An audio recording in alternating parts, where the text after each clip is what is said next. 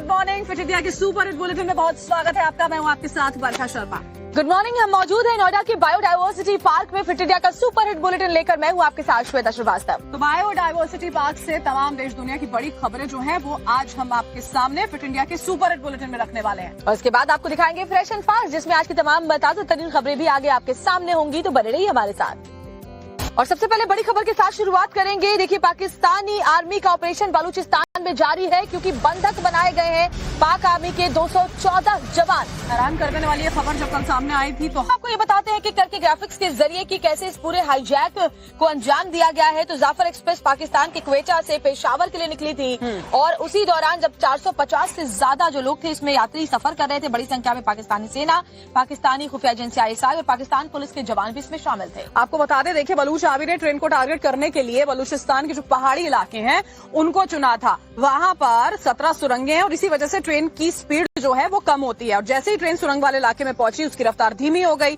पहले से घात लगाकर बैठे बलूच आर्मी के जो ये लड़ाके थे उन्होंने धमाका किया, ट्रेन को डिरेल कर दिया और फिर हमला कर ट्रेन को हाईजैक कर लिया गया। हालांकि उसके बाद चिन्हित किया गया जो बलूच के नागरिक हैं, महिलाएं हैं, बच्चे हैं, उन सबको रिहा कर दिया गया और बंधकों में सिर्फ ISI के जो मेंबर्स हैं और साथ ही साथ पाकिस्तानी आर्मी के जो जवान हैं उन्हें बंधक बनाकर रखा गया है और बाकी जो महिलाएं, बच्चे और बलूच के नागरिक हैं उन्हें रिहा किया गया। और बड़ी खबर एक और आपको बता दें, देखिए, पाकिस्तान में BLA के अटैक से जुड़ी हुई ये बड़ी खबर है। BLA का मास्टोंग में पाकिस्तानी चेकपोस्ट पर कब्जा है, हथियार और सामान वहां पर लूटे गए हैं। एक तरफ जाफर एक्सप्रेस को हाईजैक थे कि कौन सी जगह पर ट्रेन पर जो टारगेट किया गया बलूच लिबरेशन आर्मी की तरफ से, वो इस मैप के जरिए आप समझिए। तो पाकिस्तान के क्वेटा से पेशावर की तरफ ये ट्रेन जा रही थी। क्वेटा से निकलकर जैसे ही ट्रेन बलूचिस्तान के एक छोटे से कस्बे में आबे गम ये है कस्बे का नाम, वहां पर पहुंचती है, वहां पर उसको हाईजैक कर लिया गया और ट्रेन को हाईजैक किया गया जो क्वेटा से करीब 70 किलोमीटर की दूरी पर है। ये पूरा इलाका जो है वो आप इस मैप के जरिए समझ रहे हैं। तो मैप के जरिए आप देखिए कि कौन सा एग्जैक्ट वो लोकेशन था जहां पर बलूचिस्तान लिबरेशन आर्मी की तरफ से ये अटैक किया गया, जो टारगेट किया गया ट्रेन को, जाफर एक्सप्रेस को। इसे समझिए जो क्वेटा से करीब 70 किलोमीटर दूर बलूचिस्तान के छोटे से कस्बे आबे गम पर है।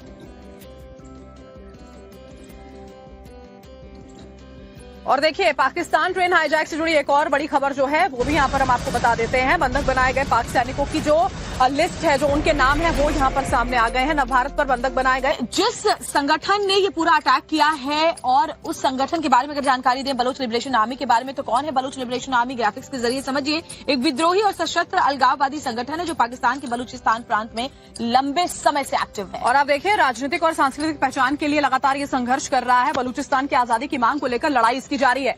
स्थानीय संसाधनों पर बलोच लोगों के अधिकार की मांग लगातार से ये लिबरेशन आर्मी करता आया है। पाकिस्तानी सेना सरकारी स्ट्रक्चर BLA के टारगेट पर खास तौर पर रहते हैं। और देखिए, चीनी निवेश परियोजनाएं, खासकर CPEC की अगर हम बात करते हैं तो इस पर इनका निशाना है। पाकिस्तान ने 2006 में BLA को आतंकी गुट घोषित कर दिया था। ये पूरी जानकारी BLA से जुड़ी हुई जो यहाँ पर बंधक बनाए इन सैनिकों को बैठी हुई है, लगातार धमकियां दे रही है, 40 घंटे को अल्टीमेटम दे रही है कि मांगे नहीं मानी जाती है तो अंजाम बुरा होगा। और देखिए, पढ़ते हैं आगे, रुख अगली खबर का यहाँ पर कर लेते हैं। शाहजहांपुर से खबर है, लाट साहब के जुलूस को लेकर दरअसल तैयारी की जा रही है। सड़कों पर बैरिकेडिंग लगाई गई और धार्मिक स्थल जो है वहां पर वो ढक दिए गए। सालों से चली आ रही परंपरा को ठीक ढंग से निभाने के लिए पुलिस और प्रशासन ने पूरी तैयारी कर ली और इसीलिए मस्जिदों को तिरपाल से ढका गया है ताकि कोई हुड़दंगी रंग ना फेंक दे और माहौल खराब ना हो। सालों से देखिए ये परंपरा चली आ रही है। शाहजहांपुर में देखिए, लाट साहब के जुलूस निकालने की परंपरा जो है बेहद गजब की है। वो होली के दिन एक शख्स लाट साहब बनता है, परंपरा के मुताबिक उसे भैंसा गाड़ी पर बैठाया जाता है और उसके बाद शख्स पर जूतों की बारिश होती है। और ये जो पूरी परंपरा है जिसे काफी वक्त से निभाया जाता रहा है, इस दौरान कोई हुड़दंग ना हो, कोई अप्रिय घटना ना हो, इसको लेकर के ये पूरी तैयारी की गई। एक रिपोर्ट आपको दिखाते हैं इससे जुड़ी हुई।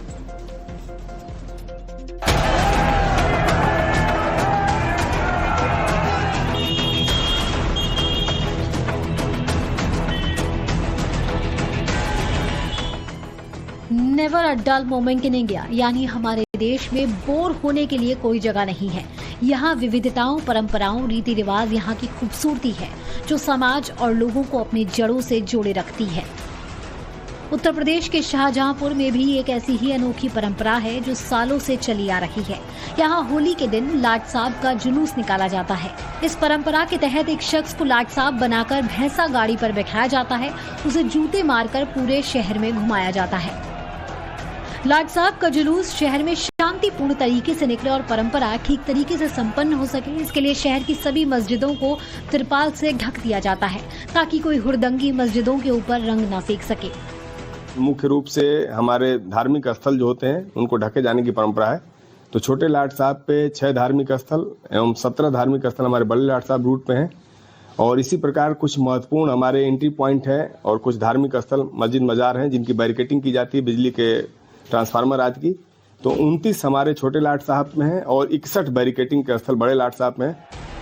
चौक से निकलने के बाद लाट साहब के जुलूस को कोतवाली के अंदर सलामी दी जाती है।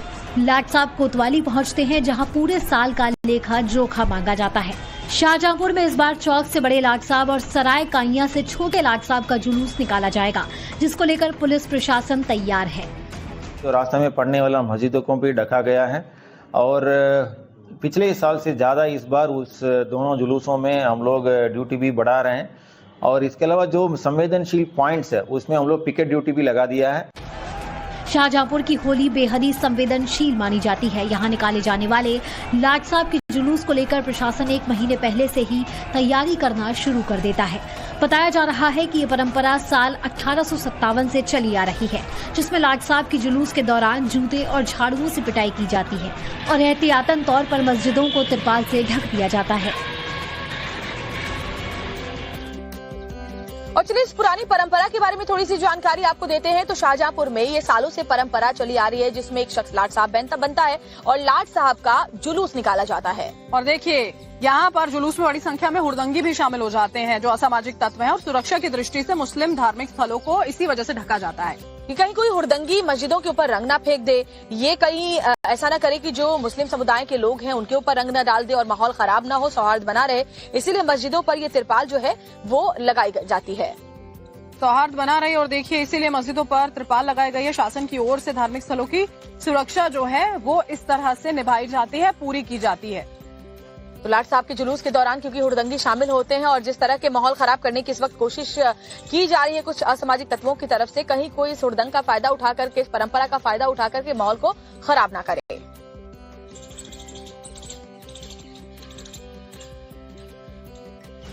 चलिए और बड़ी खबर जो है वो आपको बता देते हैं। होली से जुड़ी हुई बिहार के दरभंगा जिले से बड़ी खबर है। दरभंगा की जो मेयर है उनका चौंकाने वाला बयान सामने आया। उन्होंने कहा कि 2 घंटे के लिए होली जो है 12:30 से लेकर 2 बजे तक रोक देनी चाहिए, लगभग 1.5 घंटे के लिए उनका कहना है। तो जरा सोचिए जो होली का रंग है वो 12 बजे के आसपास से ज्यादा उफान पर देखने को मिलता है जब लोग निकलते हैं, होली खेलते हैं। लेकिन मेयर का ये कहना है कि 12:30 बजे से लेकर 2 बजे तक होली ना खेली जाए, सिर्फ इसलिए क्योंकि जुमे की नमाज का वक्त होता है और इसलिए जुमा का टाइम बदला नहीं जा सकता। जबकि देखिए देश के अलग अलग हिस्सों में जुमे की नमाज का टाइम खुद जो शांति समिति में मुस्लिम समुदाय के धर्मगुरु हैं उन्होंने इस पर हामी भरी है। से हम लोगों ने तरकीब निकाला है कि 12:30 से 2 बजे के बीच में थोड़ा होली को रोका जाए, मतलब बीच में 2 घंटा का ब्रेक होना चाहिए क्योंकि देखिए जुम्मा का टाइम तो जो है आगे जा नहीं सकता है। इसीलिए जैसे हम लोग भी जो है रमजान में अगर मुहर्रम पड़ गया है तो हम लोग ने टाइम टेबल थोड़ा चेंज किया है। बस सभी लोग से आग्रह यही रहेगा कि 12:30 से 2 बजे के बीच थोड़ा सा होली का कार्यक्रम जो है मस्जिद और जहाँ पे नमाज पढ़ने जाते हैं लोग उससे थोड़ा दूरी बना के अपना, ये आपने अपना सुझाव रखा है। जी बिल्कुल। स्पीड ब्रेकर्स इसीलिए बनाए जाते हैं ताकि लोग जो रफ्तार से बहुत ज्यादा चल रहे होते हैं वो रफ्तार कम हो सके। लेकिन यही स्पीड ब्रेकर कई बार लोगों के लिए मौत की वजह भी साबित होते हैं। आपको दिखाते हैं राजकोट से आई हुई ये खौफनाक तस्वीर। सीसीटीवी की तस्वीरों से साफ है सोमवार रात 10 बजे के आसपास का वक्त है। 2 स्कूटी में 3 लोग एक स्पीड ब्रेकर के बाद सड़क पार करने के इंतजार में हैं। हाईवे से गुजरने वाली गाड़ियां स्पीड ब्रेकर पर धीमे होकर आगे बढ़ रही हैं। रात 9:58 पर दोनों स्कूटी सवार रोड क्रॉस करने के लिए आगे बढ़ते हैं। महज 1 सेकंड बाद तेज रफ्तार बेकाबू कार ठीक उसी जगह से होते हुए फुटपाथ पर चढ़ जाती है जहां पल भर पहले तीनों लोग अपनी स्कूटी स्टार्ट किए खड़े थे। यानी महज 1 सेकंड के अंतर से जिंदगी ने मौत को मात दे दिया। हादसे की हैरान करने वाली तस्वीरें आई हैं गुजरात के राजकोट से। यहाँ स्कूटी सवार भले ही इस बेकाबू कार के कहर से बच गए, लेकिन इस गाड़ी ने बीती रात पूरे इलाके में सड़क पर कोहराम मचा दिया। 7 गाड़ियों को टक्कर मारी, कई लोग जख्मी हुए। बताया जा रहा है कि ड्राइवर नशे में रैश ड्राइविंग कर रहा था। ओडिशा में इस वक्त बजट सत्र चल रहा है और इसी दौरान कुछ ऐसा सामने आया है जिसे देखकर आप भी हैरान रह जाएंगे। उड़ीसा विधानसभा में माननीयों ने यहाँ पर मर्यादा को ताक पर रख दिया। क्या कुछ हुआ है देखिए। स्पीकर के सामने विधानसभा के ऑफिसर्स की टेबल पर पॉम्पलेट के साथ प्रदर्शन करते ये ओडिशा के माननीय विधायक हैं।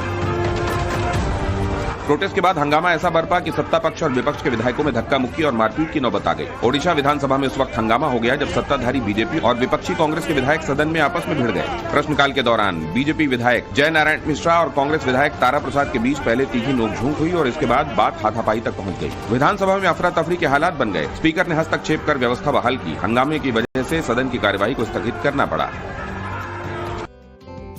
बांके बिहारी की पोशाक को लेकर अब एक नई बहस छिड़ती हुई नजर आ रही है। पंडित दिनेश फलाहारी ने मांग उठाई है मुस्लिम कारीगरों से भगवान की पोशाक न बनाई जाए और कहा है कि भगवान की पोशाक शुद्धता का प्रतीक है और इसलिए इस बात का खासा ध्यान रखा जाए कि जो पोशाक भगवान पहनते हैं खास मौकों पर और रोजाना भी क्योंकि उनके पोशाक बदले जाते हैं वो हिंदू कारीगरों की तरफ से ही बनवाए जाए।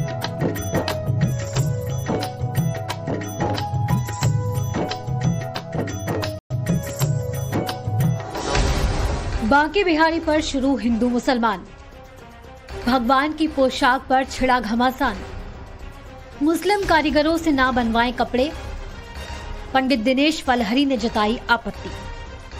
वृंदावन की होली में मुसलमानों की एंट्री पर बैन की मांग के बाद अब भगवान बांके बिहारी को पहनाए जाने वाली पोशाक पर नया बखेड़ा शुरू हो गया है। कृष्ण जन्मभूमि मामले के याचिकाकर्ता और हिंदूवादी नेता दिनेश फलहारी ने मांग की है कि ब्रज मंदिर में कृष्ण भगवान को पहनाई जाने वाली पोशाक को हिंदू कारीगरों द्वारा तैयार किया जाए और मुस्लिमों द्वारा बनाई गई पोशाक को भगवान को न पहनाया जाए। वो जो गैर मजहब के लोग हैं, मुस्लिम हैं, उनसे ठाकुर जी की पोशाक ना सिलवाएं, क्योंकि जो व्यक्ति गौ माता को रोटी के साथ खा जाता हो और वही गौ माता हमारे ठाकुर जी की बहुत अत्यंत प्रिय थी, ठाकुर जी के लिए बहुत पूजनीय थी, तो ऐसे व्यक्तियों से ठाकुर जी की पोशाक सिलवाना बहुत ही गलत है, निंदनीय है। दिनेश फलहरी ने सप्त देवालय सहित बांके बिहारी मंदिर के सेवायत आचार्यों को पत्र सौंपकर भगवान की पोशाक मुस्लिम कारीगरों से नहीं बनवाने की मांग की है। मुसलमान लोग जो कारीगर जो लोग हैं मुकुट बनाते हैं, थूक से अपने धागे को चिपका करके उसमें सुई पुरोते, तो ये झूठा नहीं हुआ, ये मिथ्या नहीं हुआ। हम ये निवेदन कर रहे हैं सभी सेवायतों से कि हम अपने हिंदू भाइयों से पोशाक को सिलवाएं और उनको भगवान को धारण करावें। इनका पूर्ण रूप से बहिष्कार करते हुए इनके हाथ की सिली पोशाकें बिल्कुल भगवान के समक्ष प्रस्तुत ना करें। ठाकुर जी की जो पोशाक सिलवाएं वो मुस्लिम से न सिलवाएं, वो हिंदू से सिलवाएं और भगवान को धारण कराएं। हिंदू की सिली हुई पोशाक भगवान धारण करेंगे और सनातन धर्म का प्रचार प्रसार होगा। द्वारकाधीश मंदिर जैसे प्रमुख मंदिरों में पहनाई जाती है। बीमार होते हैं तो हमेशा यही कहा जाता है अस्पताल जाएं, लेकिन अंधविश्वास ऐसा होता है कि कई बार लोग दूसरे चक्करों में पड़ जाते हैं और अब तो देश के बड़े अस्पतालों में शुमार लीलावती अस्पताल से ही हैरान कर देने वाली खबर आ गई है। जी हाँ, बिल्कुल सही सुन रहे हैं आप। इसके पूर्व ट्रस्टियों के ऊपर काला जादू करने का आरोप लगा है, टोना टोटका करने का आरोप लगा है। बड़ी खबर आपको बता रहे हैं। जरा सोचिए, मुंबई का लीलावती अस्पताल आपने भी सुना होगा, बड़े बड़े सेलिब्रिटीज, दिग्गज हस्तियां वहाँ पर पहुंचती हैं। कितनी ही खबरें आपने यहाँ पर सुनी होंगी और अब जब ये खबरें आ रही हैं कि काला जादू फाउंडर्स और ट्रस्टियों पर जब ये करने का दावा किया जा रहा है तो अब कई सवाल खड़े हो रहे हैं। पूरी रिपोर्ट जो है वो इससे जुड़ी हुई आपको दिखाएंगे।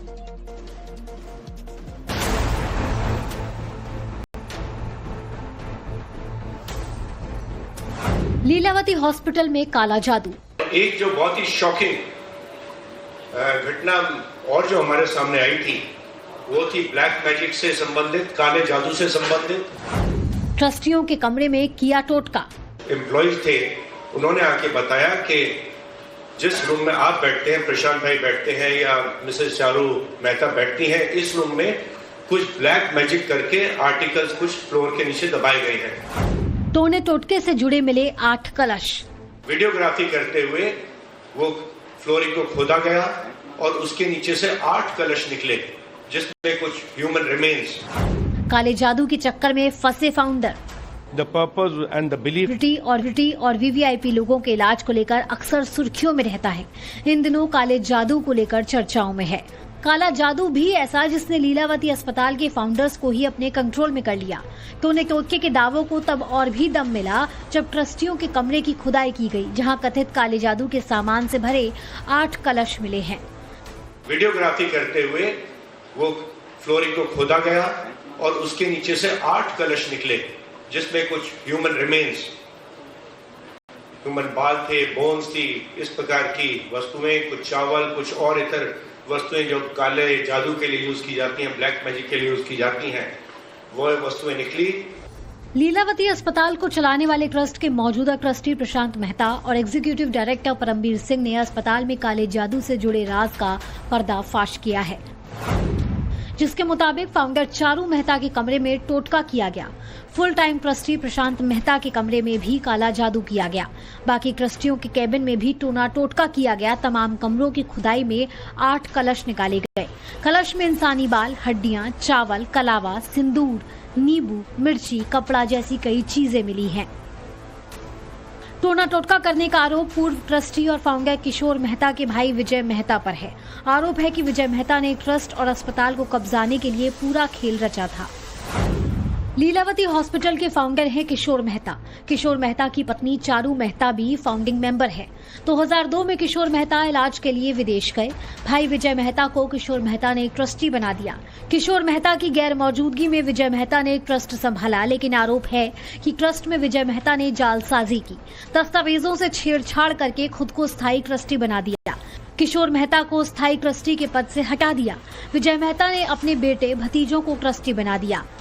लंबी लड़ाई के बाद श्री किशोर मेहता 2016 में वापस परमानेंट ट्रस्टी बन सके और लगभग 20 साल की लड़ाई के बाद नवंबर 2023 में असिस्टेंट चैरिटी कमिश्नर के ऑर्डर से, जिसने पिछली सारी रिपोर्ट्स जिनके बेसिस पे वो लोग ट्रस्टी बने थे उनको रिजेक्ट करते हुए ओरिजिनल ट्रस्टीज को इसका चार्ज दिया।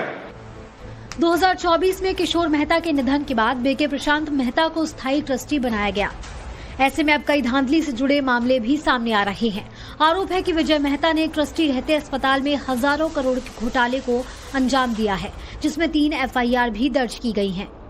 इस प्रकार के 3 ऑफेंसेस हमारे नोटिस में आए। पहला ऑफेंसेस एक 12-12.5 करोड़ का था, जहां किसी बिल्डर के नाम से कुछ पैसा साइफन ऑफ करके हॉस्पिटल से बाहर ले जाया गया। दूसरा बड़ा जो इलीगैलिटी, इरेगुलरिटी हमारे सामने आई, वो एक 44 करोड़ का मामला था, जहां के लीगल फीस बताकर पैसा साइफन ऑफ किया गया हॉस्पिटल से। जो सबसे बड़ा शॉकर था हमारे सामने आया, वो था एक 1250 करोड़ का स्कैम, जहां पे कि हॉस्पिटल की जो प्रोक्योरमेंट सप्लाईज का जो प्रोसीजर था, उसके लिए एक अलग डिपार्टमेंट था।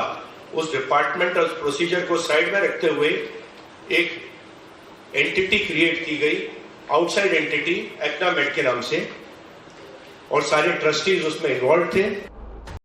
तमाम मामलों से जुड़ी थाने में FIR दर्ज करा दी गई है। वहीं भ्रष्टाचार के मामले से जुड़े पूर्व ट्रस्टी भी विदेश भाग चुके हैं। अब लीलावती ट्रस्ट की ओर से प्रशासन और ED से मामले में जांच की मांग की जा रही है।